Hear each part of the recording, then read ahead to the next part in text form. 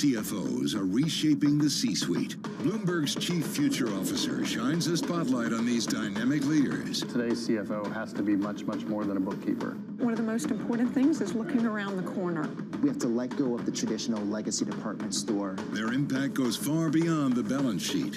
And on Chief Future Officer, they focus on much more than just revenues and margins. You also have to be credible business leaders in order to really impact the business and steer the direction. We're like biologists. We need to deeply understand the financial DNA of a company. People just come with a playbook and say, okay, we're going to roll that. Don't do that. Think longer term. It's an amazing time to be in this role. It's a lot more than the profit today. It's building the future of tomorrow. Get passion, perspective, and more from the Chief Future Officers of some of the world's most influential companies. A new episode every month, only on Bloomberg.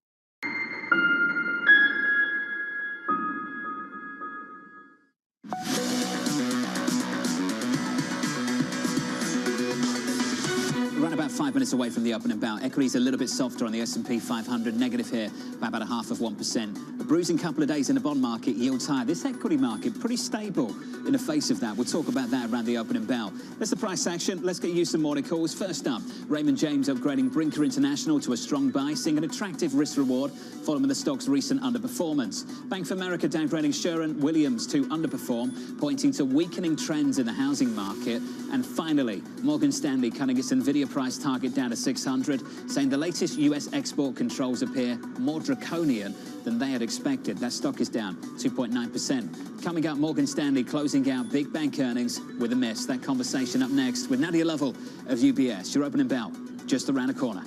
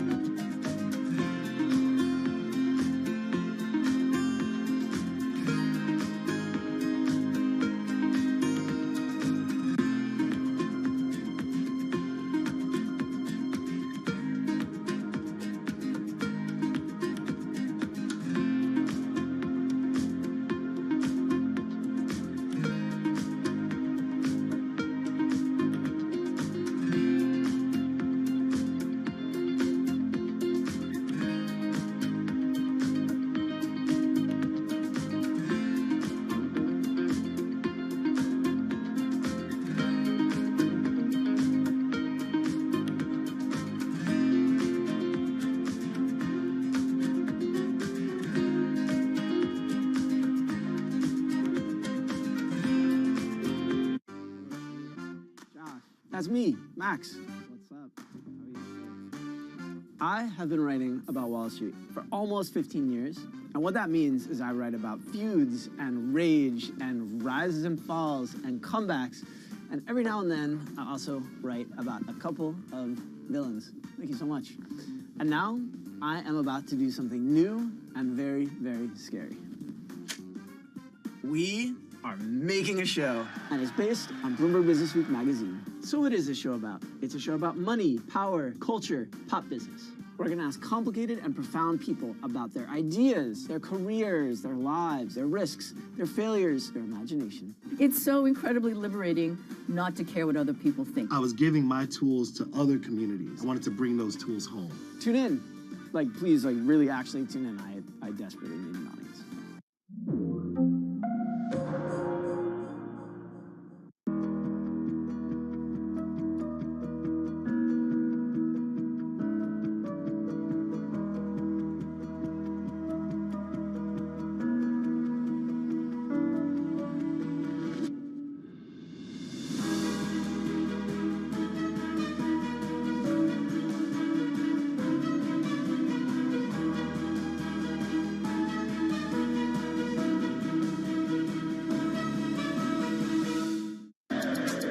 City, in London, in Sydney, from Washington, in Tokyo. 9 a.m. in Beijing and Shanghai. Good morning, everyone. Have a great evening. here's what I'm watching. You do not want to miss this He's story. there, the kind of upside.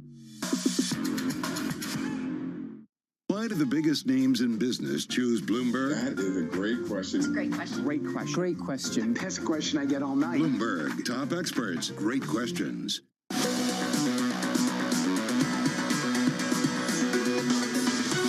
25 seconds away from the open and bow this morning. Good morning to you. On the equity market right now, negative 0.4% on the S&P 500. The previous 2 days, Monday, decent day of gains. Tuesday, totally unchanged in the face of some monster moves in this bond market. There's your opening bell. Let's get to that bond market. Yields look like this morning on a 10-year, higher again by 4 basis points. Over the previous 2 days, up by more than 20. 486.66 on a 10-year yield this morning. With that, yields up, dollar stronger, euro weaker, 105.53 on that currency pair. We're negative there by 0.2%. And crude higher, rallying off the back of that tension in the Middle East, back towards 90. Let's call it 88 this morning at 87.98, up by 1.5%. About 20 seconds into the session, we're negative here by 0.4% on the S&P. The other performance again in the Nasdaq down about 0.7%. What stock to watch to the open? Morgan Stanley. Its wealth management division missing estimates. CEO James Gorman remaining optimistic, saying this: while the market environment remained mixed this quarter, the firm delivered solid results, positioning us for continued growth and strong shareholder returns. Shanali Basak has more. Hey, Shanali.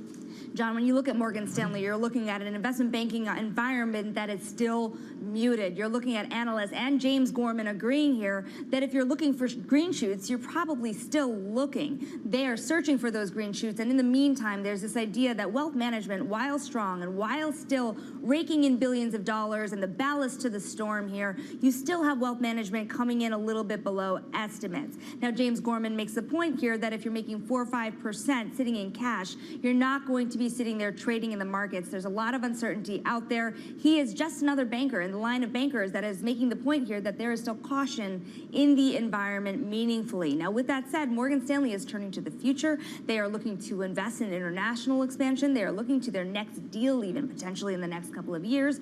And so remember, this is a stock here, John, that has been among the most expensive of the big 6 banks. You are looking at a stock that was trading at almost 1.5 times book value, and now it's just taking a little bit of steam off of that stock, but still down more than 5%, a big turnaround from the prior quarter with the humongous beat. We've had so much to talk about in banking, Shanali. I've almost forgotten. Have they announced a new CEO over at Morgan Stanley? They have not. There was a very subtle hint that if you really watch Morgan Stanley closely, he made a little shout out there to Ted Pick and his work in Japan lately. Ted Pick has been long the contender, running the institutional business, but the fact that they have not named a new CEO yet is making people antsy. And you certainly heard that on the call, people pushing James Gorman to say, when is that announcement going to come? And he pretty much says it can't come soon enough. We're still waiting. Shanali, thank you. That stock is lower. Difficult morning for Morgan Stanley. A miss. We're down 5% to about 76 in early trading, about 2 or 3 minutes into the session. Let's turn to the airlines. United reporting a disappointing Q4 outlook as the carrier faces pressure from suspended flights to Tel Aviv and higher fuel prices too. The CEO saying this: we persevered through an unprecedented series of events. We're focused on the important changes we can make to serve our customers even better.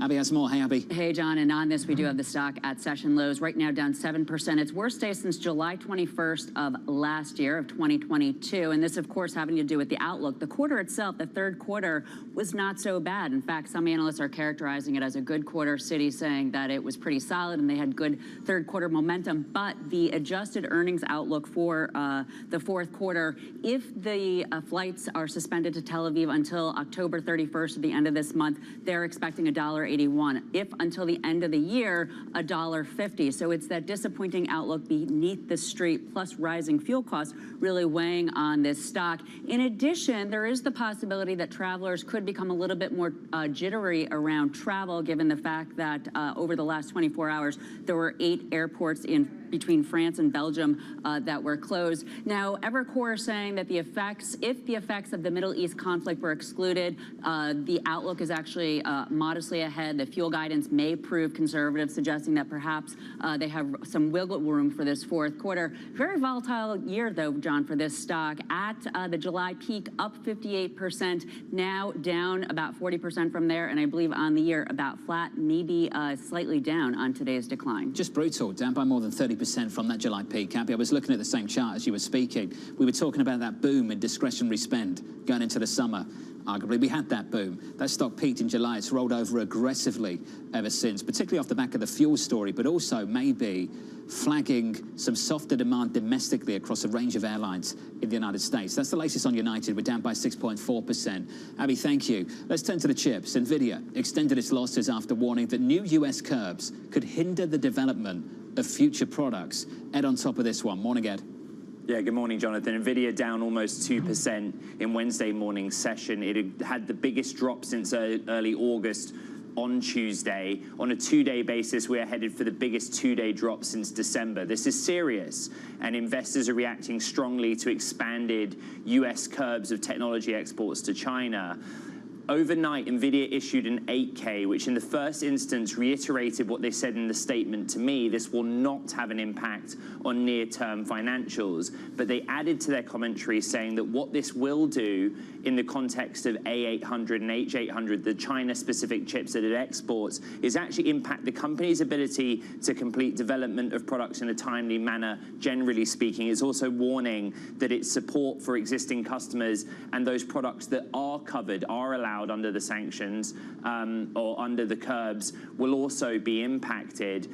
This is a company, NVIDIA, that historically takes 20 to 25% of its sales in the data center context from China. You have a number of analysts coming out and reacting strongly to this. Morgan Stanley cutting its price target on the stock, calling these draconian curbs by the United States. Wells Fargo talk about something that you and I discussed 24 hours ago, that the reason NVIDIA is kind of sanguine about this situation is that if they cannot export high-end GPUs to China, there's plenty of demand elsewhere, and lead times right now for data center GPUs are at 35 weeks plus. That's how supply constrained they are. The other way of looking at it is the long-term addressable market, and Bernstein in a note says, look, China's a real concern right now, which kind of echoes NVIDIA's argument that they believe the US in this strategy is blocking one of its biggest US technology companies from accessing the world's most important market, which is China. Real quick, over in Europe, ASML is currently down 4%. It had earnings. Remember, ASML was caught by these sanctions in its ability to export chip-making equipment to China.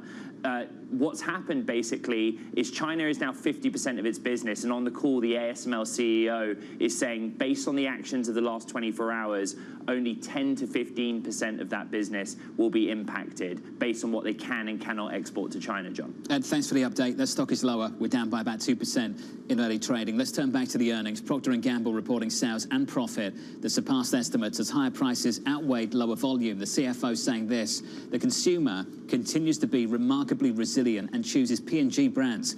We're growing volume share in the US. Katie Greifeld has more. Hey, Katie. Hey, John. Yeah, this is a story all about pricing power. You had global shipment volume drop about 7%, or rather 1%. Prices, rather, increased 7%. You add that together, it works out to a beat on both sales and profit. Specifically, first quarter organic revenue rose 7% versus estimates of about 5.8%. And the company's on track to meet the higher end of its guidance. So inflation is real. Prices are still rising, but remember what Procter & Gamble sells here. We're talking about Tide detergent, Pampers diapers, Crest toothpaste, just to name a few. And within that portfolio, the CFO also said, quote, we do not see a broad trade down. So clearly consumers still willing to spend up on their staples. That's boosting shares about 3% higher this morning. Hey, Katie, thank you. Just the latest on the ground over in Israel. We have been waiting, looking for an update from the President of the United States alongside the Israeli Prime Minister Benjamin Netanyahu. I've got no idea when that happens. When it does happen, we'll do our best to bring them to you. Those comments from the ground down in Tel Aviv, in downtown Tel Aviv, where the president is residing through much of today. Those comments still ahead. From New York, looking at this broader market, about 9 minutes into the session, we are negative by 0.5% on the S&P. Nadia Lovell weighing in on the Fed's next move, saying this: our core view is high for longer, not higher for longer. We think the Fed is done hiking, and tighter financial conditions are doing some of the work. Nadia, I'm pleased to say, joins us right now. Nadia, let's go straight to the bond market move yesterday and Monday. Yields up again. And this equity market is taking it really quite well. Now, I know it's early days, it's 2 days. We're down this morning by about 0.5%. But Nadia, what did you make of the early price action this week so far? Yeah, I think you make a good point that equity has been resilient despite the headwind from higher bond yields. And I think it speaks to the why. I mean, bond yields are moving higher because economic growth and the consumer is coming in stronger than expected. And at the end of the day, that should be an incremental positive for corporate earnings. And we think that you're going to start to see that this earnings season, the recovery is underway. And we think that earnings will inflect this quarter. I mean, it's early in the season, but you're already seeing companies in the aggregate beating expectations. And we think that that's going to continue. I mean, in fact, what we're looking for the third quarter, John, is, 3 to 4% earnings growth versus the consensus at about 0%. And so we think that that will help the equity markets to continue to pull away from what's happening in the bond market. At the end of the day, we are constructive on equities. When you look at it, the economy is growing, earnings is improving, the Fed is likely done hiking at the very least, and all of those are positive for the equity markets. And so we think that the more economically sensitive areas of the market and the value areas of the market could really catch a bid in coming months. So preferred sectors, energy. I was looking at the crude call. Nadia, we've talked about this before. You guys still expecting $90 to $100 over the next few months on crude. That helps the energy story. Nadia, what does it hurt? Of course, we're all watching, inflation, just given the implication for monetary policy. But as you said, we don't expect oil prices to move above $100 in any sort of a sustainable way. We think that it's going to stay in the sweet spot of $90 to $100. But again, continue to watch it. We've heard it from the airlines, putting some pressure there. And so those are areas that we have been avoided anyway. We continue to like the energy story, and we think that also energy and oil does serve as a good hedge to heighten geopolitical risks as well. So preferred sectors, I've got energy, industrials and staples. Least preferred, real estate, utilities. Now, Nadia, this bond market has beaten up utilities big time. At times it's been selling off. Nadia, you think the Fed is done? Why still underweight, or at least preferred, that sector, utilities? Because while we think that the Fed is done, we do think that, rates probably stay a bit elevated for longer. Remember, a lot of these sectors, utilities and real estate, has really served as bond proxies over the last few years when we were in this lower yielding environment. And now with cash over 5%, they're less attractive. So we're not avoiding the defensive sectors. As you noted, we do have a most preferred on staples. And as you note, Katie noted earlier, pricing power is important as to why we prefer staples to be our defensive play and our yield play. Companies are still benefiting from price increases that they've passed through.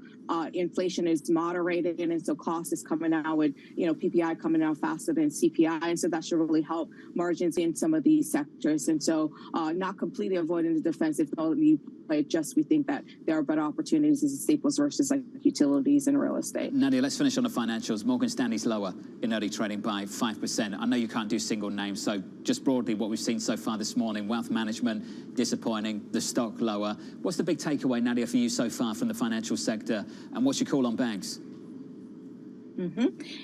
Earnings so far has been mixed, but I would say in general, when you look at the banks, they are beating on the EPS on the bottom line. Some companies, of course, exceptions. We did upgrade recently banks and financials to our neutral after being underweight for much of the year, because we do think that a lot of negative news are already priced into place, and the risk is a lot more balanced. I would say what we did hear through the earnings season, which is quite encouraging, is that there is a stabilization in the deposit base, and then for some banks, it's actually even now starting to grow. And if next year you don't see as much rate cuts as the forward curve is pricing in, there could be some upside to net interest income, particularly as assets gets repriced and securities gets repriced higher. But you sort of need to see a stabilization in bond yields first, and a clear signal that the Fed is done hiking to really alleviate some of the concerns around higher deposit costs and those higher unrealized costs, unrealized losses in health and security portfolios. The banks are sort of in a tough place, but Jonathan, a lot of these banks have already provisioned for a recessionary environment. They're looking for unemployment rate to spike to 6%. So while we're neutral, we do still continue to prefer within that space the highly capitalized, large cap money centers. Nadia, thank you. Nadia Lovell, the update there from UBS. Appreciate it. About 14 minutes into the session, we're negative by about 0.5%. Coming up, big tech earnings kicking off with Tesla and Netflix after the close. Tesla's the innovator. Others are bearing the fruit of this labor. Will investors actually give real time to Dojo and dancing robots and level 5 autonomy when the evidence is pretty heavily stacked against this stuff? Team coverage up next.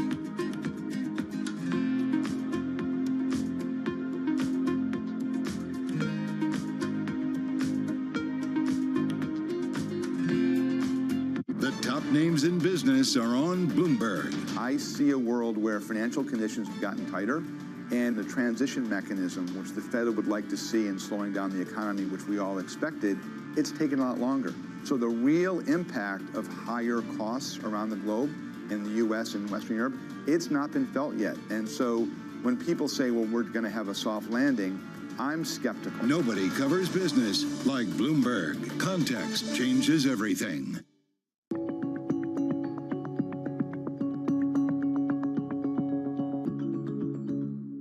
What do you consider to be the biggest challenge? Infrastructure that supports trade is the biggest challenge. Our senior brother, President Adesina of the AFDB, estimates the annual deficit, infrastructure deficit in Africa to be over $100 billion. But that over $100 billion is actually also an opportunity for investment. So it is a massive, a significant challenge that we are confronting, and my fear is that we may succeed in establishing a very effective legal construct and a very effective legal foundation for trade liberalization and investment liberalization in Africa.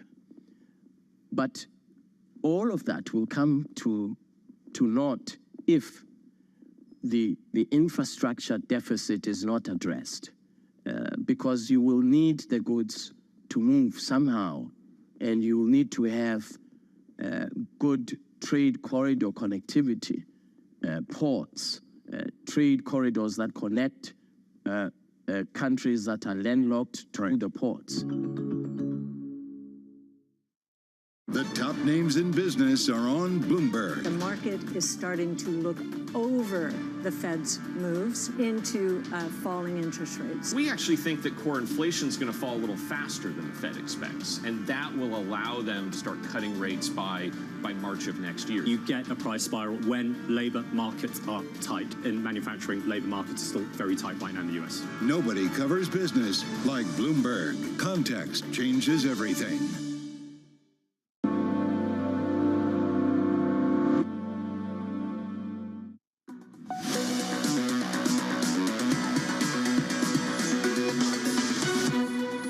Tesla's the innovator. Others are bearing the fruit of this labor. Single-handedly changed the future of the automotive industry. And, that's where investor focus is and will remain. So, the bigger questions, though, for the valuation of the stock, though, really end up being, price cuts, how much, and will investors actually give real time to Dojo and dancing robots and level 5 autonomy when the evidence is pretty heavily stacked against this stuff? Craig Irwin of Roth Capital weighing in on Tesla, kicking off tech earnings with Netflix after the closing bell. Investors watching for the impact of Tesla's price cuts and Netflix's looming price hikes. We'll get to our team coverage right now. Ed Ludlow in San Francisco, Geetha Raghunathan in New Jersey. Geetha, what are you looking for a little bit later? Yeah, so Jonathan, good morning. So going into this quarter for Netflix, actually expectations are a little bit tempered. So actually, if we look at the stock price action from the last quarter when they reported, the stock is down almost 25%. And what we're seeing is that some of the initiatives that they have kind of launched over the past year or so, which is one is advertising, has not really kind of taken off in the way that they wanted it to. Password sharing crackdown, yes, it's been a success, but it's been a little bit of a double-edged sword because yes, it has reignited subscriber growth, which is good, but no, it has not kind of prompted the upside in revenue growth. And so we're seeing a lot of pressure on ARPU, or average revenue per member, and that's not necessarily good. So, of course, expectations kind of really being dialed back as we kind of head into this quarter. Geetha, last quarter, all you and I were talking about was the strike, the writer's strike, and what would happen to content and the content pipeline. Geetha, has that disrupted the company at all, looking out to next year? Well, so one of the strikes is over, the writer strike, which is good, but the actor strike is still not over, which again, kind of, it really makes the content slate really shaky going into 2024. We obviously know that a lot of the hit series coming out of Netflix, for example, Stranger Things, plenty of others are actually going to be delayed. Having said that, though, I would like to point out that licensed content has actually done really well on Netflix. Think of USA Network's Suits, which has kind of become this phenomenon on Netflix. I mean, this was available on USA Network years ago. This was available on Peacock, but just the ability of Netflix to kind of take an old show like that, a show that is not even made by them, still dominate the pop culture, just tells us the power of the platform and kind of indicates to us that they could go ahead and license a lot more content if their rivals are willing to sell it to them. The stock has had a decent year. The year today up by a little more than 19%. Ed Ludlow, Tesla has had more than a decent year. The stock is up by more than 100%. What are you looking for? Yeah, it's an incredible stock story because you're right, the stock's doubled so far in 2023, and yet at the same time, since December 31st of last year, profit estimates have come down 50%. And the story has been really clear. Tesla has used the lever of price cuts to continue to grow volume sales or units. The question for the street is how much does that impact the bottom line? But you and I have said time and time again, the Elon Musk thesis is they're willing to sacrifice the bottom line in order to maintain 50% annual growth. And they're okay with that. They're comfortable with that. It depends as an investor how much you care about the fundamentals. It was a great summary from Craig Owen just there. There are sort of the value add things like Dojo, progress in artificial intelligence, and also I guess some data around Cybertruck. But then again, there's the valuation question. If profit estimates have come down, look then to automotive gross margin. The forecast is for it to fall to 19% from 28%. At 28%, you talk about Tesla as a tech company. When you're going down towards 19%, the conversation changes. Is this a car company or not? And it was talked to Geetha about strikes. Writer strikes, actor strikes. Let's talk about strikes in the auto sector. You'd have to imagine the executives at Tesla are just sitting there rubbing their hands together as this plays out in Detroit. Yeah, I mean, the read-through that I hear from a lot of investors as it relates to Tesla is simply on availability, right? You know, think about the General Motors news of 24 hours ago, the delay to launching a second factory in Michigan for electric trucks. There's kind of continuity in planning on the OEM side for Ford, GM, and Stellantis, and the availability of the limited number of battery electric models that they have. Tesla's available right now, and they're kind of spared from this story. So there's a brand awareness issue, but there's also just a supply issue, which some think that they'll benefit from. And it will be interesting to see if Elon Musk can resist the temptation or not, John, to talk about the ongoing strikes during Tesla's earnings call. So true. Something to listen out for a little bit later. Ed, thank you. Geetha, to you as well. Ed Ludlow, Geetha Raghunathan. Let's get you some sector price action. Around the open, about 23 minutes into the session now, we're positive, or rather negative by 0.5% on the S&P with some sector price action. Here's Abby. And that's the worst day in almost a week, John, surprisingly enough, given all of the volatility that we've had. And it's reflecting sector-wise. More sectors for the S&P 500 are lower. Industrials down the most, down 1.7%. Caterpillar, Deere, some of these big names are lower. Materials also down. Real estate down more than 1% to the upside. Energy up about 0.9% as oil does rise back above $90 per barrel. Taking a look at the sectors on the month, though, the best sector in the month right now is that telecom sector. And you guys were just talking about Netflix. Well, Netflix, of course, reporting after the bell, and it's a piece of the action. Although Netflix, quite frankly, John, this month has been down. It's going to be interesting to see how that report comes out after the bell. Abby, thank you. Your trading diary up next.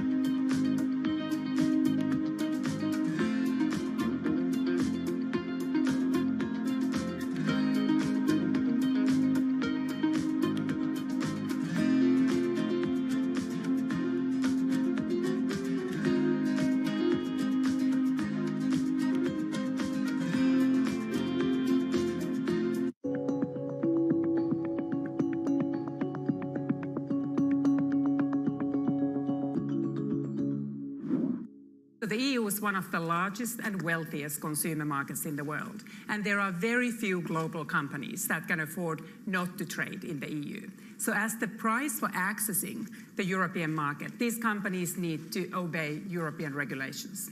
That's not surprising. But often these companies choose that they will extend the European standards across their global conduct and their global production because they want to avoid the cost of complying with multiple different regulatory regimes. So there are benefits to standardization, benefits to uniform production. So all the EU needs to do is to regulate the single market. And it's then the market forces and the business incentives of global companies that transform that EU rule.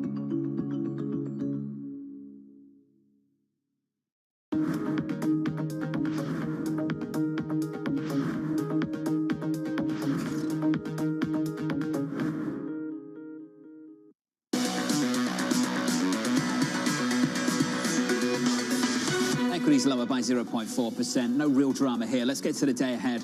It looks like this. President Biden speaking any moment from Israel. House Republicans expected to hold a second vote for the leadership, the speakership, at 11 a.m. Eastern Time. Netflix and Tesla report results after the closing bell Thursday. Fed Chair Jay Powell headlines a week full of Fed officials before the quiet period, plus more earnings from regional banks, including Fifth Third and Truist. Friday, American Express and Regions reports earnings. From New York City, that does it for me. Thank you very much for choosing Bloomberg TV. This was the countdown to the open.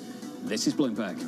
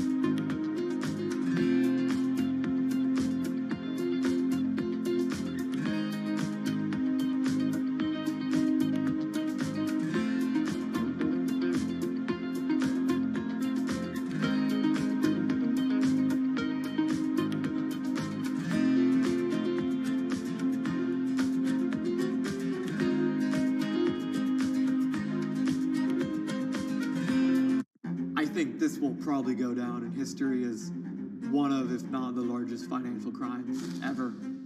I cannot imagine a scenario where $8 billion just disappears. Bankman-Fried has pled not guilty to multiple fraud charges. Sam was just too important in the crypto community. When someone says, I'm going to give $1 billion in the next 2 years, like that catches everybody's attention. As time went on, their ideas got like weirder and weirder. I don't think he even had almost a conception at some point that it was wrong or right. I think he just had the mentality that he has to win. This committee will not stop until we uncover the full truth behind the collapse of FTX. Sue, Mark. Are you in? I'm in. I'm in. We're in. Will this be the last of its kind? No. This is the nature of capitalism. Get over it. This is Daybreak Europe. I'm Kriti Gupta. Let's get to the stories that set your agenda. Taking you from the U.S. market's close. A lot of this was priced into the U.S. session. To the overnight session in Asia. We'll walk you through what you need to know to kickstart the European trading day. Live from our European headquarters, we bring you the day's top market-moving stories, unmatched expert analysis, and on-the-ground reporting from across the continent. Tune in every weekday at 6 a.m. London time, only on Bloomberg Television. The top names in global leadership are on Bloomberg. The conflict between the U.S. and China has escalated so much. This is one of my greatest fears, that the small nation is forced to choose sides. Bloomberg. Context changes everything.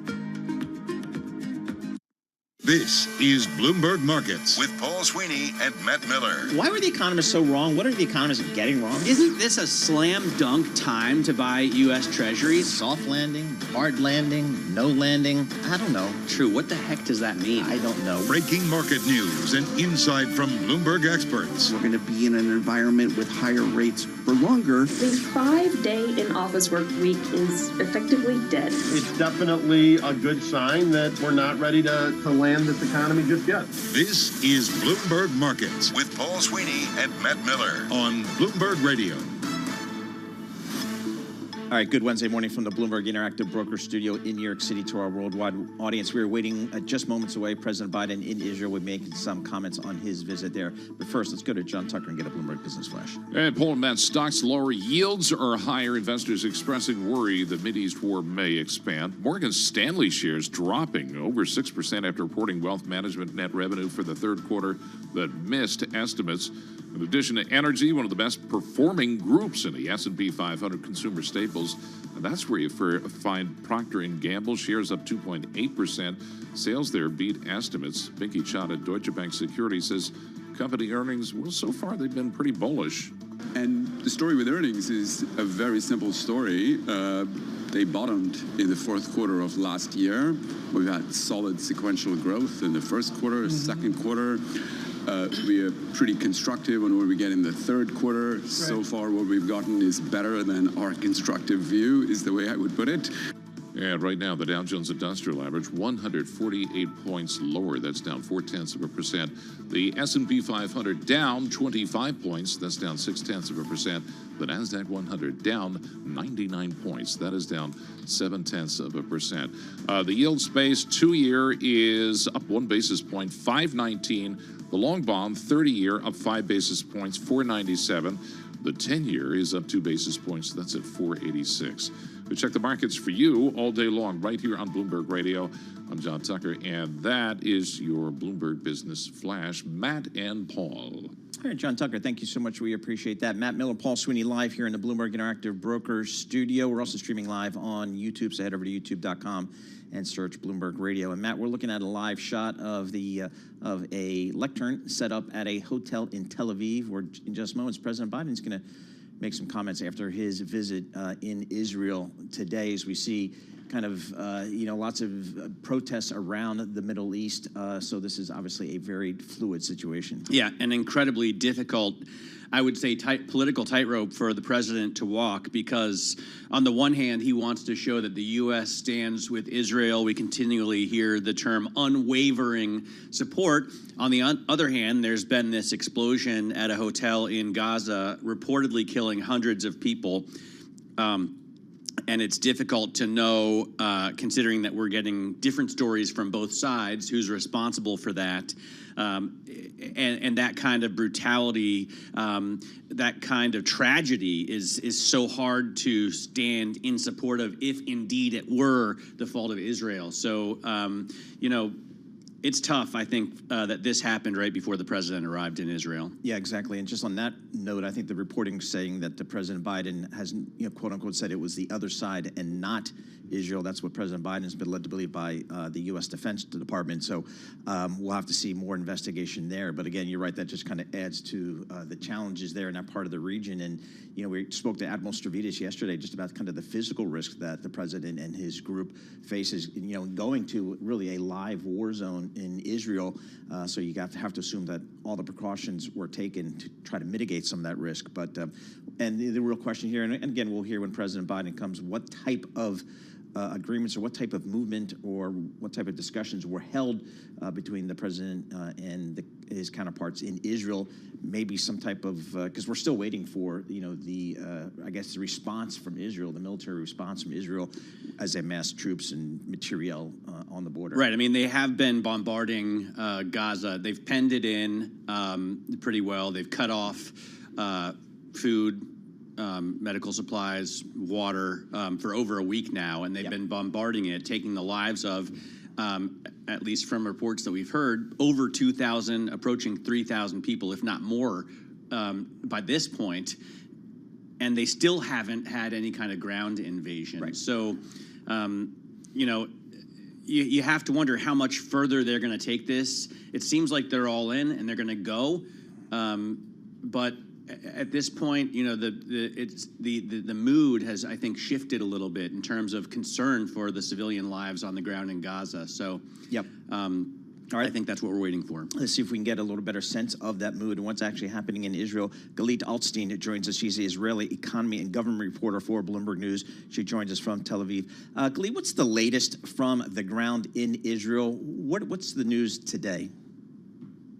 Yeah, so obviously most of the focus today is on the U.S. president visit, as you just mentioned. And I think the leading line from this visit today is obviously, you know, what he said and how much he emphasized and stressed that he thinks Israel was not responsible for the bombing of the Gaza hospital. Yesterday, he said, you know, at first stage, he said that it looks like it was the other team. And later he did say that the Pentagon showed him evidence that the blast, the explosion, was not caused by an Israeli attack. So much of the visit is revolving around that. It is it is noteworthy that other than the explosion at the Gaza hospital, there has been a lot of President Biden has held here today in Tel Aviv in Israel about humanitarian support for Gaza.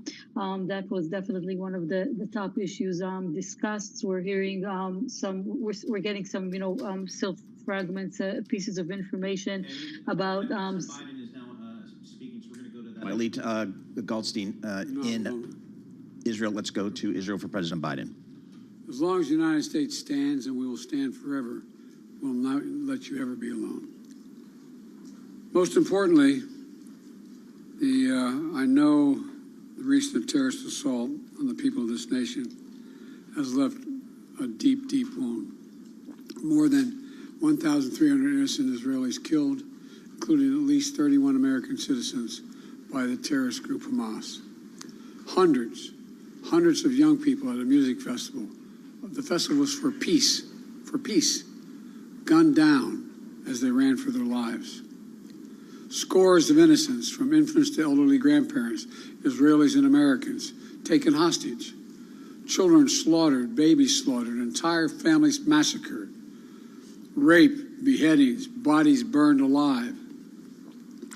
Hamas committed atrocities that recall the worst ravages of ISIS, unleashing pure, unadulterated evil upon the world. There's no rationalizing it, no excusing it, period. The brutality we saw would have cut deep anywhere in the world, but it cuts deeper here in Israel. October 7th, which was a sacred Jewish holiday, became the deadliest day for the Jewish people since the Holocaust. It has brought to the surface painful memories and scars left by millennia of anti-Semitism and the genocide of the Jewish people. The world watched then, it knew, and the world did nothing.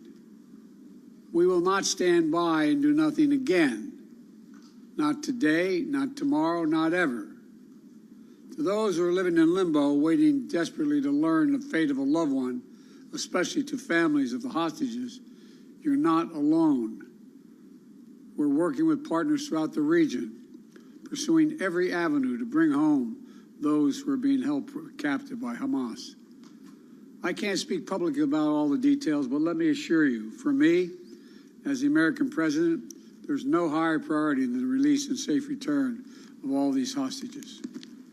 To those who are grieving, a child, a parent, a spouse, a sibling, a friend, I know you feel like there's that black hole in the middle of your chest. You feel like you're being sucked into it. The survivor's remorse, the anger, the questions of faith in your soul. Staring at that empty chair, sitting Shiva. The first Sabbath without them. They're the everyday things, the small things that you miss the most. The scent when you open the closet door. The morning coffee you shared together. The bend of his smile, the perfect pitch of her laugh. The giggle of your little boy, the baby. For those who have lost loved ones, this is what I know. They'll never be truly gone. There's something that's never fully lost. Your love for them and their love for you. And I promise you, you'll be walking along some days and say, what would she or he want me to do? You smile when you pass a place that reminds you of them. That's when you know. When a smile comes to your lips before a tear to your eye, that's when you know you're going to fully make it. That's what will give you the fortitude to find light in the darkest hours. When terrorists believe they could bring you down, bend your will, break your resolve. But they never did, and they never will. Instead, we saw incredible stories of heroism and courage, of Israelis taking care of one another, neighbors forming watch groups to protect their kibbutz, opening their homes to shelter survivors, retired soldiers running into danger once again, civilian medics flying across rescue missions, and off-duty medics at the music festival caring for the wounded before becoming a victim himself. Volunteers retrieving bodies of the dead so families could bury their loved ones in accordance with Jewish tradition. Reservists leaving behind their families, their honeymoons, their studies abroad without hesitation, and so much more. The state of Israel was born to be a safe place for the Jewish people of the world. That's why it was born. I've long said, if Israel didn't exist, we'd have to invent it. While it may not feel that way today, Israel must again be a safe place for the Jewish people. And I promise you, we're going to do everything in our power to make sure that it will be. 75 years ago, just 11 minutes after its founding, President Harry S. Truman and the United States of America became the first nation to recognize Israel. We've stood by your side ever since. We're going to stand by your side now. My administration was in close touch with your leadership from the first moments of this attack. We're going to make sure we have what you need to protect your people, to defend your nation. For decades, we've ensured Israel's qualitative military edge. And later this week, I'm going to ask the United States Congress for an unprecedented support package for Israel's defense. We're going to keep Iron Dome fully supplied so it can continue standing sentinel over Israeli skies. Thinking about attacking Israel remains the same as it was a week ago. Don't. Since this terrorist attack took place, we've seen it described as Israel's 9/11. Though for a nation the size of Israel, it was like 15 9/11s. The scale may be different, but I'm sure those horrors have tapped into some kind of primal feeling in Israel, just like it did and felt in the United States. Shock, pain, rage, an all-consuming rage. I understand, and many Americans understand. You can't look at what has happened here to your mothers, your fathers, your grandparents, sons, daughters, children, even babies, and not scream out for justice. Justice must be done. But I caution this: while you feel that rage, don't be consumed by it. After 9/11, we were enraged in the United States. While we sought justice and got justice, we also made mistakes. I'm the first U.S. president to visit Israel in time of war. I've made wartime decisions. I know the choices are never clear or easy for the leadership. There's always cost, but it requires being deliberate. It requires asking very hard questions. It requires clarity about the objectives and an honest assessment about whether the path you're on will achieve those objectives. The vast majority of Palestinians are not Hamas. Hamas does not represent the Palestinian people. Hamas uses innocent families in Gaza as human shields, putting their command centers, their weapons, their communications tunnels in residential areas. Palestinian people are suffering greatly as well. We mourn the loss of innocent Palestinian lives like the entire world. I was outraged and saddened by the enormous loss of life yesterday in the hospital in Gaza. Based on the information we've seen to date, it appears the result of an errant rocket fired by a terrorist group in Gaza. The United States unequivocally stands for the protection of civilian life during conflict, and I truly grieve for the families who were killed or wounded by this tragedy. People of Gaza need food, water, medicine, shelter. Today, I asked the Israeli cabinet, who I met with for some time this morning, to agree to the delivery of life-saving humanitarian assistance to civilians in Gaza, based on the understanding that there will be inspections and that the aid should go to civilians, not to Hamas. Israel agreed the humanitarian assistance can begin to move from Egypt to Gaza. But let me be clear, if Hamas diverts or steals the assistance, they will have demonstrated once again that they have no concern for the welfare of the Palestinian people. And it will end. As a practical matter, it will stop the international community from being able to provide this aid. We're working in close cooperation with the government of Egypt, the United Nations, and its agencies like the World Food Program and other partners in the region to get trucks moving across the border as soon as possible. Separately, I ask Israel that the global community demand that the International Red Cross be able to visit hostages. I just demanded that the United States fully supports. Today, I'm also announcing $100 million in new U.S. funding for humanitarian assistance in both Gaza and the West Bank. This money will support more than 1 million displaced and conflict-affected Palestinians, including emergency needs in Gaza. You are a Jewish state. You are a Jewish state, but you're also a democracy. And like the United States, you don't live by the rules of terrorists. You live by the rule of law.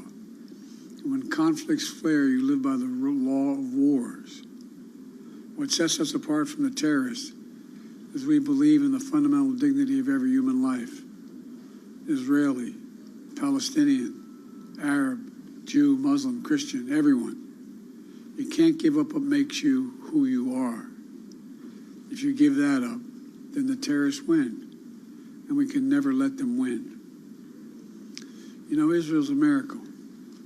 A triumph of faith and resolve and resilience over impossible pain and loss. Think about October 7th, the Jewish holiday, where you read about the death of Moses, a tragic story of a profound loss to an entire nation, a death that could have left hopelessness in the hearts of the entire nation. But though Moses died, his memory, his message, his lessons have lived on for generations of the Jewish people as well as many others. Just as the memory of your loved ones will live on as well. After reading the story of Moses' death, those who observed the holiday began reading the Torah from the very beginning. The story of creation reminds us of two things. First, that when we get knocked down, we get back up again, and we begin anew. And second, when we're faced with tragedy and loss, we must go back to the beginning and remember who we are. We are all human beings, created in the image of God with dignity, humanity, and purpose. In the darkness, to be the light unto the world is what we're about. You inspire hope and light for so many around the world. That's what the terrorists seek to destroy. That's what they seek to destroy. Because they live in darkness, but not you, not Israel. Nations of conscience like the United States and Israel are not measured solely by the example or power. We're measured by the power of our example. That's why, as hard as it is, we must keep pursuing peace. We must keep pursuing a path so that Israel and the Palestinian people can both live safely, in security, in dignity, and in peace. For me, that means a two-state solution. We must keep working for Israel's greater integration with its neighbors. These attacks have only strengthened my commitment and determination and my will to get that done. I'm here to tell you, the terrorists will not win. Freedom will win. So let me end where I began. Israel, you're not alone. The United States stands with you. I told the story before, and I'll tell it again, of my first meeting with an Israeli prime minister 50 years ago as a young senator. I was sitting across from Golda Meir at her desk in her office. And she had a guy named guy who later became prime minister, sitting next to me, just before the 1973 Yom Kippur War. And she flipped the maps up and down, telling me how bad things were and how terrible they were. All of a sudden, she looked at me and she said, "Would you like a photograph?" I looked at her. She got up from her desk and walked out into that hallway. I think it's marble flooring. Walked out in the hallway. We walked out and there were a bunch of photographers standing in front of us. We were standing shoulder to shoulder. Without her looking at me, she said to me, knowing I'd hear her, "Why do you look so worried, Senator Biden?" And I said, "Worried? Like, of course I'm worried." And she looked at me and she didn't look. She said, "We don't worry, Senator. We Israelis have a secret weapon. We have nowhere else to go." Well, today, I say to all of Israel, the United States isn't going anywhere either. We're going to stand with you. We'll walk beside you in those dark days, and we'll walk beside you in the good days to come. And they will come. As you say in Hebrew, which I'm not going to attempt to do because I'm such a terrible linguist, I'll say it in English. The people of Israel live. The people of Israel live. Israel will be safe, secure, Jewish, and democratic state. Today, tomorrow, and forever. May God protect all those who work for peace. God save those who are still in harm's way. Thank you very much. Mr. President, what is your red line that would prompt U.S. military involvement? All right, that was President Biden. He in Israel making a speech. I would call it, Matt, kind of an impassioned speech of support by the U.S. for Israel today and tomorrow and going forward. So he certainly is drawing upon decades of experience dealing with the Middle East and Israel, drawing upon that experience. Not taking any questions, just made his comments and is getting off the stage as we speak. Yeah, absolutely. I mean, a reference to getting his photograph taken with Golda Meir, former Israeli leader there during the 1973 war, and I think also drawing really important comparisons to 9/11. We had a tragedy. I won't compare it directly to what the Israelis faced last Saturday, but it was the first attack on American soil in centuries. And our response, obviously, we were impassioned, hurt, angry, and we were quick to respond. And in that quickness, we clearly made some big mistakes. Yep. And I think he is trying to warn the Israelis, I know he's trying to warn the Israelis, to try and take your time and be measured. Right. Be the light in the darkness. And I think it was a very good speech, actually. Yep, very good. All right, let's return to Galit Altstein. She is the Israeli economy and a government reporter for Bloomberg News. She joins us from Tel Aviv. And Galit, I think the message there has been pretty consistent, a message of support by the U.S.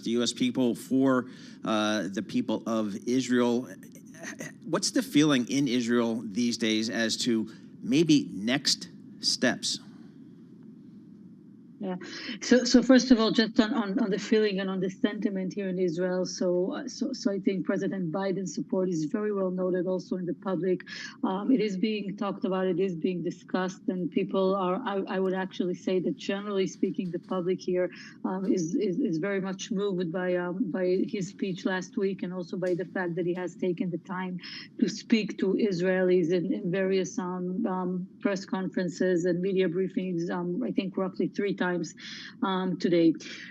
Apart from that, we're hearing that Israel, and we have an official prime minister spokesperson who says this to Bloomberg today on the record. They're saying that even after everything that happened in the hospital yesterday, the Gaza bomb explosion in the hospital, that Israel says it was not involved in any way, they still want to move forward with the original plan, so to say, and dismantle Hamas in Gaza.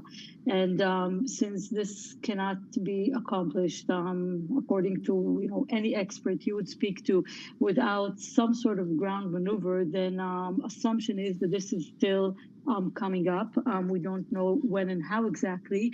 It is noteworthy to say that although the general concept of a ground maneuver has been pretty much established and is very, anticipated by everyone, some questions like what would be the magnitude of this maneuver, what would be the goals, when would it stop, what would be the exit point, these are still open questions that are being debated. And I think this is connected in a way to President Biden's visit here today.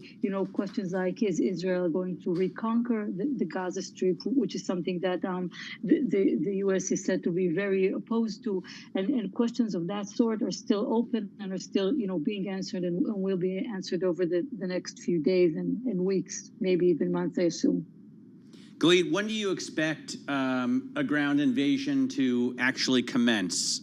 Is it fair to say probably not while the U.S. president is on the ground in Israel? Yeah, that is safe to say that. However, President Biden is due to leave here very, very soon. This is a very important and like I think you both mentioned, the historical visit of the U.S. president visiting Israel in wartime. This has never happened before, and yet he's about to leave Israel sometime very soon. I think he's done with all his meetings here and all briefings. So we are getting some talk and reports about other leaders coming to Israel. I don't think this has been totally confirmed yet, but talk of British Prime Minister Rishi Sunak that is also said to be on his way here. Maybe French President Emmanuel Macron also on his way here. So basically, until all leaders have left Israel, a ground invasion is not expected, no. Okay. Galit, thank you so much once again for sharing some time with us. Galit Altstein, we really appreciate your reporting. She's the Israel economy and government reporter with Bloomberg News, joining us live from Tel Aviv. Let's go to John Tucker and get a Bloomberg Business Flash right now. All right, Matt and Paul, stocks are lower, but we are pairing some of the earlier losses. The S&P 500 hovering near 4350. Take a look at Morgan Stanley, sinking over 6%. They had a profit decline in their earnings report. Procter & Gamble, that is rising. Sales there beat estimates. And after the close of regular trading today, you get shares of Tesla, Netflix. They're going to report their results. Right now, the S&P 500 is down 17 points. That's a decline of 0.4%. Dow Jones Industrial Average is 103 points lower. That's down 0.3%. The Nasdaq 155 points lower. That is down about 0.4%. One of the best performing industry groups in the S&P 500 right now. That belongs to energy, as we're seeing NYMEX crude up $1.05, 87.71. That's a rise of 1.2%. And we check the markets for you all day long, right here on Bloomberg Radio. I'm John Tucker. That is your Bloomberg Business Flash. Matt and Paul. All right, John Tucker, thank you so much. We appreciate that, of course. Matt Miller, Paul Sweeney, we're live here in our Bloomberg Interactive Broker Studio. Also streaming live on YouTube. So head over to youtube.com, search Bloomberg Radio. Morgan Stanley out with some numbers, as John was just reporting. Stock down about 6%, just the latest on long line over the last several days of the big commercial banks, the big investment banks reporting numbers. And we want to talk banks. One of our go-to voices is Chris Whalen. He's the chairman of Whalen Global Advisors. Chris, thanks so much for taking the time to chat with us. Morgan Stanley doesn't have the big commercial bank that benefits from net interest income, but boy, we've seen some of the big commercial banks like JP Morgan, like Citi, really racking up the net interest income. What are some of the takeaways you've had over the last several days from some of these big banks? Well, that's the narrative, Matthew, but I would say if you look at the numbers, you would have to say that net interest income is flat for the industry. Morgan Stanley, Goldman Sachs, the other brokerage firms, in other words, they have a broker-dealer, it's their biggest business, have to pay market rates. So they've seen their cost of funds rise much faster than the commercial banks. On the other hand, they don't have a mark-to-market problem because they tend to keep their assets very short. So you'll notice that their reported, adjusted accumulated other comprehensive income is much lower than the big banks. So they don't hold assets, they trade assets, and that's the big difference. But cost of funds is it's probably the biggest pain point. Low volumes is the second pain point at this point. I always look, Chris, at these banks and any companies really versus peers on a 5-year basis, just because the Bloomberg defaults to that, and I've been doing it for 25 years. But Morgan Stanley is still the big winner among the big Wall Street banks. I mean, with total return, they're up almost 90% compared to Goldman Sachs is in second place, about 50%, and everybody else below it. So this bank is still, I would say, the cream of the crop on Wall Street. Would you agree? Yes, in the U.S., Morgan Stanley is clearly the winner. Mr. Gorman realized that he had to pay for a lot of businesses that at the time looked expensive. But when you look back today, you could say he made a good trade. There's no other assets to buy. There's no more significant asset managers that a Goldman or any other bank could really buy. You could buy Schwab, but it's too expensive at 3.5 times book. It may go lower.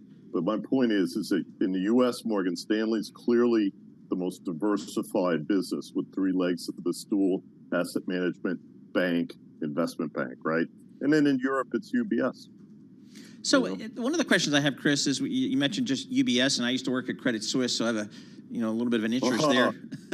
Yeah. But the question is, can the European banks, and we'll hear their earnings next week, will any of the big European banks, can they ever consider themselves global players, or if they just ceded that business to the JP Morgans, the Goldmans, the Morgan Stanleys? It's hard for them because in Europe, you don't have a middle market business. Look at Deutsche Bank. They don't have that core business that comes with deposits that really underpins the U.S. banks. So they try and be global banks. They do private banking, they do investment banking, but there's no core. Now, Credit Suisse was a little different, as you know, because they had a big U.S. mortgage business. And UBS is discovering that they can't sell it, by the way. So that's fascinating. They own the rump of the private label mortgage business from the 2008 crisis. They have the biggest servicer. It's only about $100 billion in AUM, but still, they can't sell it. I mean, even Apollo wouldn't buy it. So that tells you something. UBS is clearly the winner. Santander is the biggest retail bank, but I would not put them in the same category as UBS. Bringing it back to the U.S., we had in March, something almost broke, or maybe it broke and then the Fed was quick to fix it in terms of banks with hold-to-maturity portfolios. Yesterday, we had Bank America reporting, kind of downplaying their hold-to-maturity portfolio, but all of the big banks are stuck with treasuries that are underwater, basically. How does that shake out, you think, especially if the Fed continues raising rates, or if the bond vigilantes continue raising rates?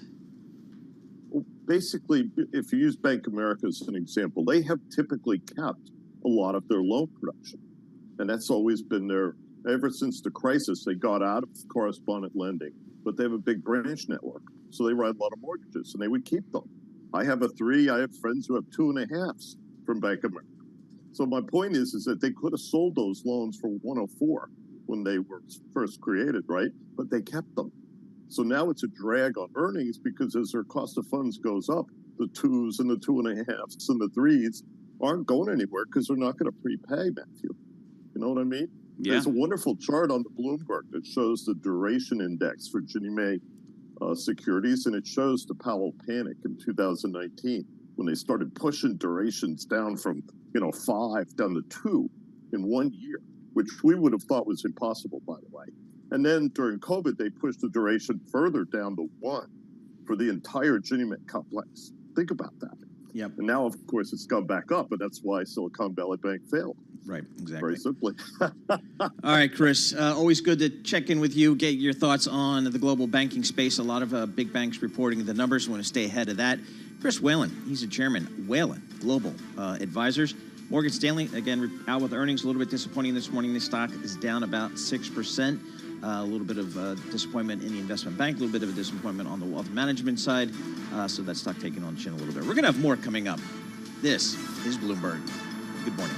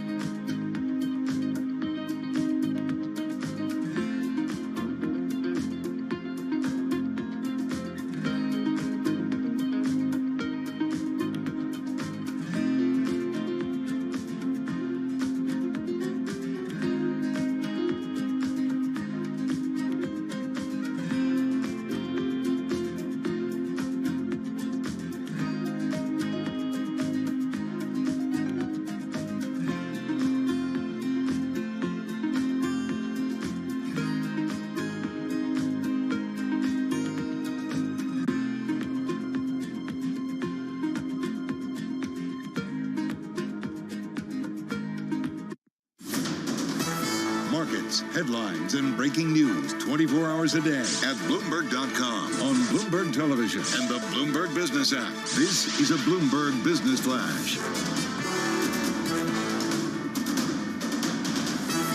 And I'm John Tucker, the Bloomberg Newsroom, with this Bloomberg Business Flash. The major stock averages, they are lower. Oil is higher, and the benchmark 10-year Treasury yield, that is higher right now. There are concerns the Israel-Hamas fight may spread. The Mideast war will continue to shape the narrative for a lot of investors. At least that's according to Ben Laidler at eToro. From a market perspective, anytime you see rising economic and geopolitical uncertainty, which is what we're seeing now, that is bad for markets. It saps investor confidence, it saps company confidence, and we're just bad at pricing it. Right now in the S&P 500, 9 of the 11 major industry groups are lower. The best performers, energy and consumer staples. Consumer staples, that's where you're going to find shares of Procter & Gamble. Right now, it is up close to 3% after its earnings report. Its sales beat estimates. And then you do have some data today. Housing starts advancing in September for the second time in 3 months, but the outlook, that does remain clouded. S&P 500, 31 points lower. That is down 0.75%. We're at 43.41. The Dow Jones Industrial Average, 169 points lower. The NASDAQ 100 down 122 points, and that's a fall of 0.8%. The 10-year yield, 5 basis points higher. We're at 489. And the long bond, the 30-year, 8 basis points higher, right at 5%. And we check the markets for you all day long.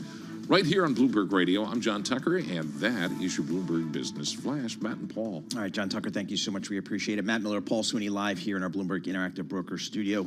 Some pending potential M&A in the hotel business. Wyndham Hotels called Choice Hotels International's takeover offer, quote, underwhelming, rejecting a proposal that would create a budget hotel behemoth. Choice is offering to pay $90 a share in cash and stock and a deal valued at $9.8 billion, including the assumption of debt.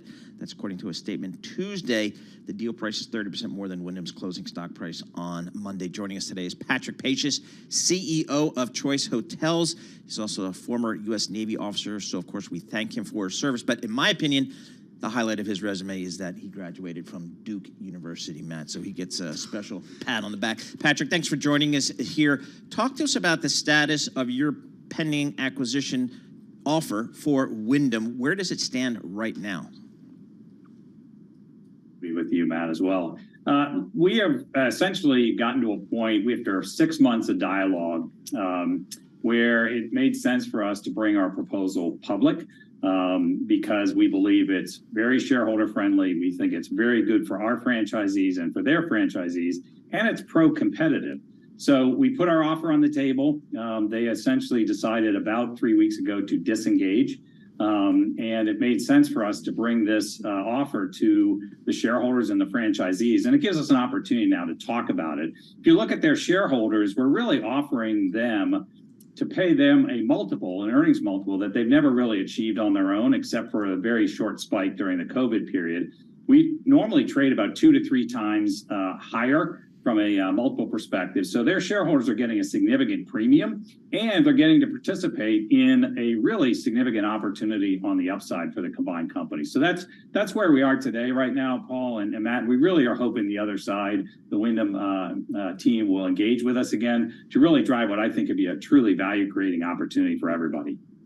What's the business that you're most interested in terms of hotels? Is it, economy, one-night stays? Is it extended stays? Is it, what do you need to add to your portfolio to bring your business to where you want it?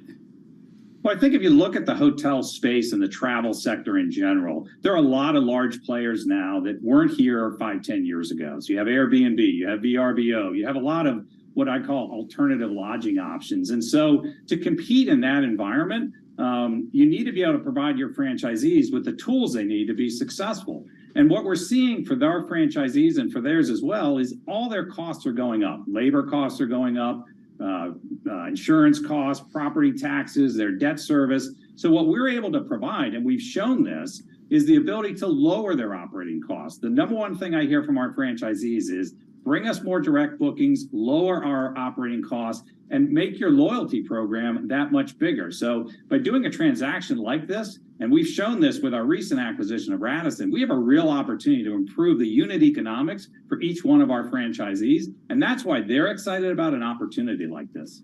So from the perspective of getting some type of deal done with Wyndham, what are the real sticking points from the other side? Is it simply price, or what else is the headwind?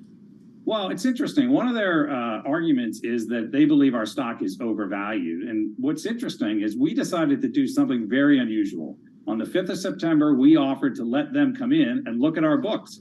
And they said, great. They sent us over a list. We sent it back. And then they never availed themselves of that opportunity. So we really wanted to be able to show them the value of our business and have them understand that by being part of the combined company, their shareholders would win, and they never really availed themselves of that opportunity. The second thing they bring up is execution risk, and that's become a bit of a go-to for companies that don't want to do deals.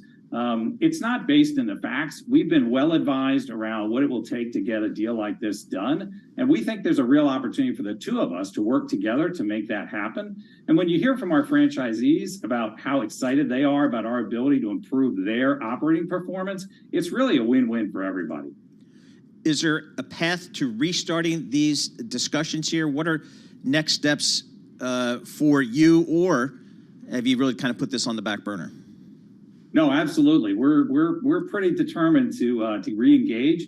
We really want to make that happen. We think it's the right thing for everybody, for the franchisees, the shareholders, the associates, and the guests that are out there. It really provides a nice premier hotel platform for that value-driven leisure and business traveler that doesn't exist today. And we think together we can create something pretty exciting. So we're simply asking the other side to re-engage with us, and let's move the ball forward. Let's get back to the price earnings comparison you were making earlier. I pulled up a chart just to look at what investors are willing to pay for Wyndham Hotels earnings. Right now, for current earnings, it's 21.8, so call it 22. And it's been around that level, taking out the COVID era spike for the last 10 years. If you look at how much investors are willing to pay for forward earnings, we're looking at 17.2 right now, and it's pretty much hovered between 16 and 20 for the past few years, and before that it was much lower. What are you talking about offering for earnings, either now or estimated earnings? So what we're really looking at in this transaction is taking their business and applying our multiple, which, as I mentioned before, is 2 to 3 times bigger than theirs. There's a reason for that. The reason is we have a higher growth story than they have had traditionally. And we think by combining the two companies, there's an ability to unlock value in their brands that as a standalone company, they're unable to do today. So we really feel like having that larger scale allows us to really open up value, create more brand equity, and drive the growth in their brands in addition to our own, and it really accelerates the growth for everybody. Patrick, instead of M&A, could you see a partnership similar to MGM Marriott? So that would be something like the combination of the loyalty programs. There's always relationships. We have them today with certain travel partners where we have our rewards program that links up. That provides an opportunity for companies to work together. I think on a transaction like this, it really makes sense to do the full embrace and really bring the full value that we can bring to their shareholders and our own, as well as the both of our franchisee bases. So something like that is a little bit of a small cheese when you can have the big opportunity. I think it makes the most sense to go forward with a full embrace and combine the two businesses. All right, Patrick, thank you so much for joining us. Patrick Pace, he's the CEO of Choice Hotels. That symbol is ticker CHH to put into your Bloomberg terminal, get a sense there. And again, they would like to pursue this acquisition of Wyndham, but Wyndham has officially rejected the acquisition. Again, a $9.8 billion takeover bid there. So we'll see how that plays out in the hotel businesses. People, get back on the road and get back to hotels. I'm going to go ahead and say, looking at Pat's resume, I feel like his experience as a naval officer is more important than you think so than his time at Duke. All right, exactly. All right, just a little bit more important. All right, well, yeah, very possibly the case. S&P 500 that's off 0.7%. This is Bloomberg. Let's get some company news right now with Lisa Mateo. Stanley's third quarter earnings slid amid sluggish results from the firm's investment bank and also a miss in wealth management. More from Bloomberg's Shonali Bosick.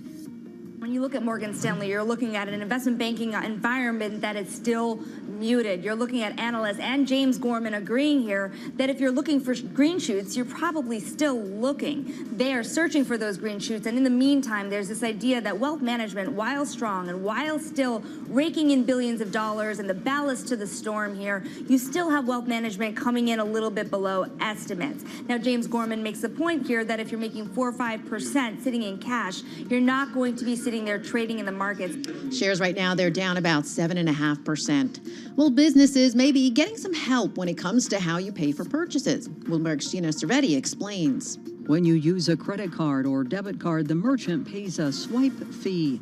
But now the Wall Street Journal is reporting that the Fed will consider lowering the cap on those fees when it meets October 25th. News of the potential change for swipe fees sent shares of Visa and MasterCard lower in late trading yesterday.